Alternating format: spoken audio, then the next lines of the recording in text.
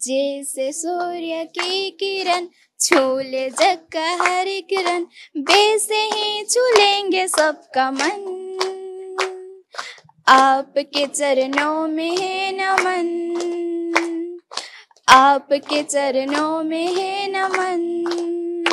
पहाड़पुर में द्रौपदी मुर्मू ने हर बार हर बच्चे को यहाँ पर किसी न किसी अपने अंदाज में छुआ है, हर की जिंदगी बदलने की कोशिश की है। ये वो स्कूल है जो वो चलाती हैं, यानी कि अब महामहिम का स्कूल हो जाएगा ये, जहाँ पर उनके द्वारा चालित स्कूल में बच्चे पढ़ते हैं और अपना जीवन संवारने का प्रयास करते हैं। क्लास 6 से लेकर क्लास 10 तक की पढ़ाई होती है, बहुत ही नॉमिनल फीस ली जाती है।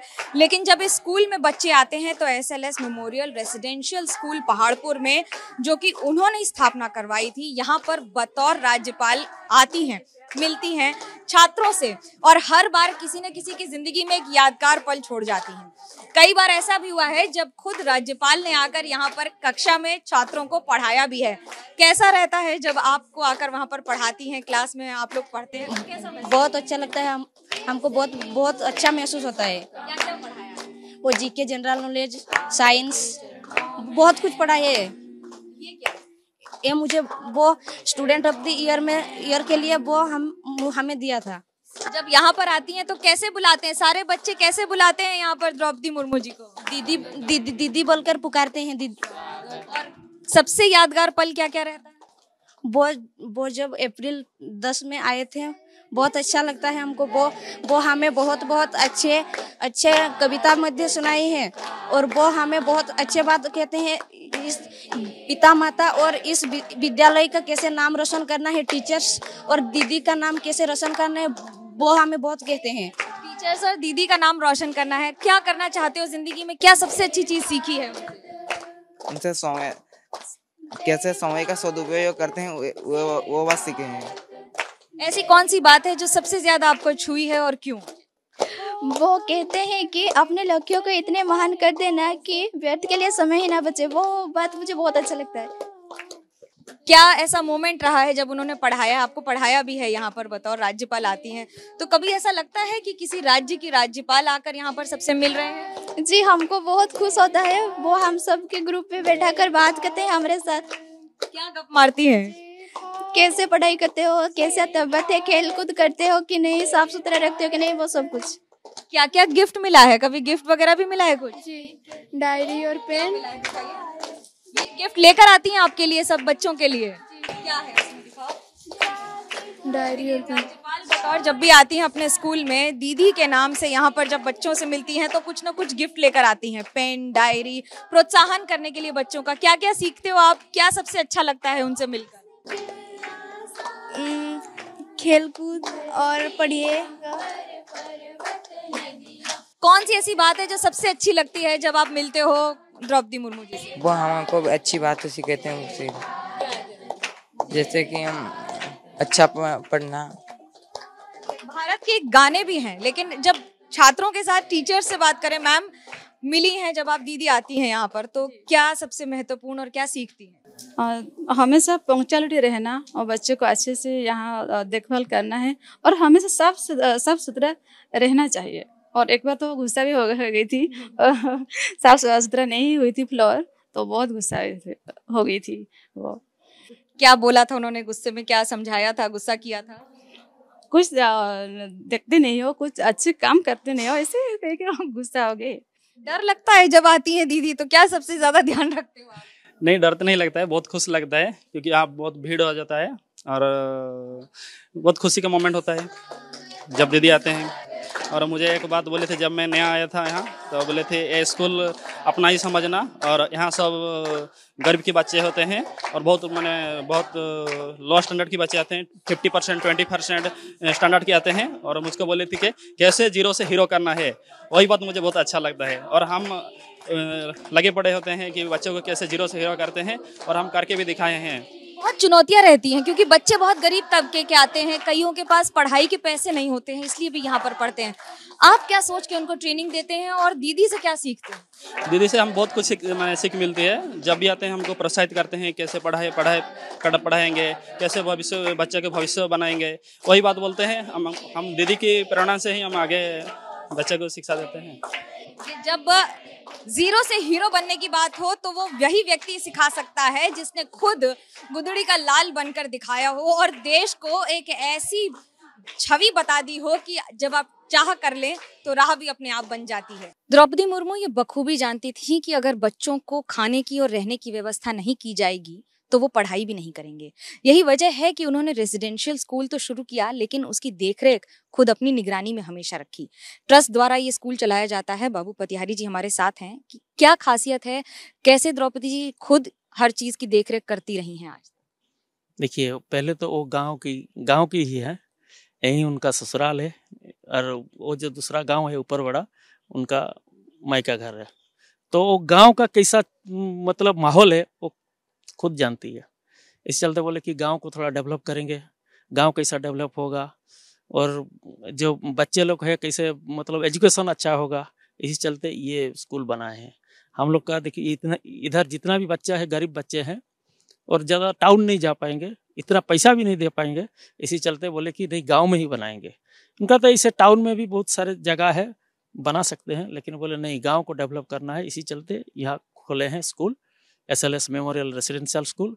और उनका जो लड़की है इतिश्री मुर्मू, उनका देख रेख में ये स्कूल चलता है। ये जमीन किसकी है, क्यों बनाया गया है यहीं पर? ये जमीन तो मैडम का नाम पे भी है और इतिश्री मुर्मू का भी नाम है, दोनों का नाम में है। तो ये 4.5 एकड़ जगह में स्कूल बनाए हैं। ऐसे तो उनका बहुत और भी जगह बहुत है, लेकिन 4.5 एकड़ हम लोग का ट्रस्ट को ये किया गया है, उसका बाद स्कूल खोले। घर कहाँ है उनका? घर यहीं पर है, यहीं रहती है? घर यही जो सामने देखते हैं यही घर है उनका, पुराना जो घर है वही है। यहाँ जब आती हैं, यहाँ रहती हैं, कैसे समय बिताती हैं? बहुत अच्छे सर, बच्चा लोग का साथ मिलते हैं, गांव के लोग सब मिलते हैं और दूर दूर गांव से भी सब आते हैं।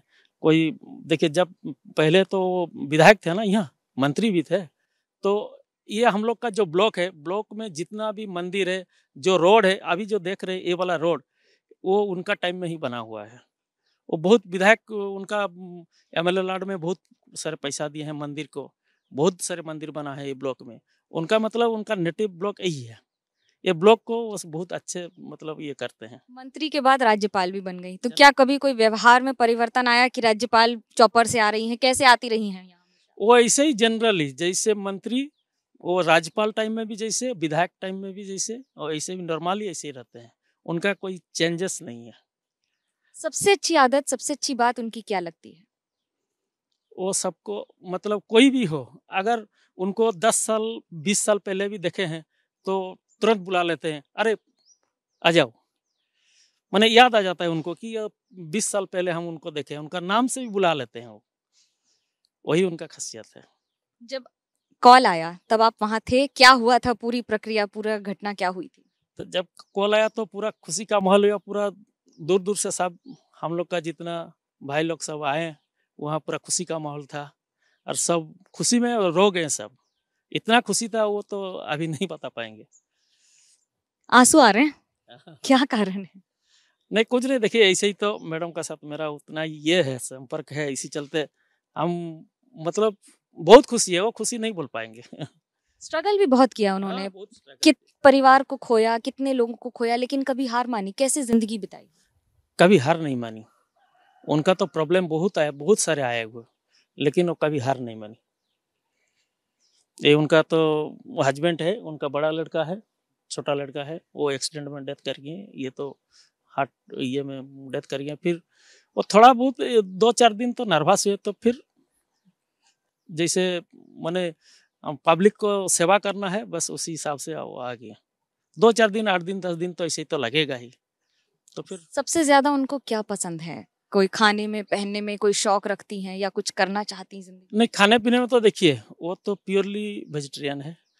हम लोग का स्कूल में भी आपका प्याज लहसुन कुछ नहीं होता है, प्योरली वेजिटेरियन यहाँ। और उनका मतलब सबसे अच्छा मतलब वो जो हम लोग का यहाँ साग बोलते हैं ना, वो उनका सबसे पसंदीदा है। जमीन से जुड़े रहना इतना आसान नहीं होता है, लेकिन जमीन पर रहना उससे ज्यादा मुश्किल होता है, वो भी तब जब जिंदगी में आपकी उड़ान बहुत ऊंची हो। कैमरा पर्सन सूरज पांडे के साथ मनोज्ञा लोईवाल, मयूरभंज, उड़ीसा, एबीपी न्यूज।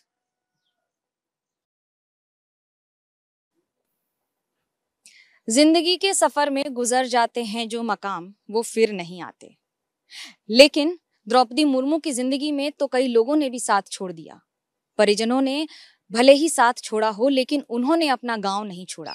श्यामचरण मुर्मू, उनके पति, उनके बच्चे लक्ष्मण मुर्मू या फिर सिपोन मुर्मू, इन सब की पुण्यतिथि और जन्म तिथि पर आज भी वो अपने गांव आती हैं।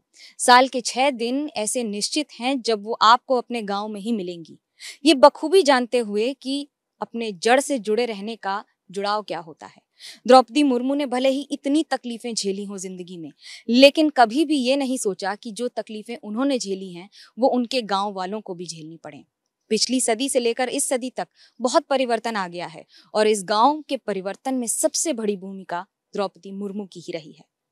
ये समाधि है द्रौपदी मुर्मू के सुहाग और वात्सल्य की। ये प्रतिमाएं हैं उनके पति श्यामचरण मुर्मू, उनके 2 बेटे लक्ष्मण मुर्मू और सिपोन मुर्मू की।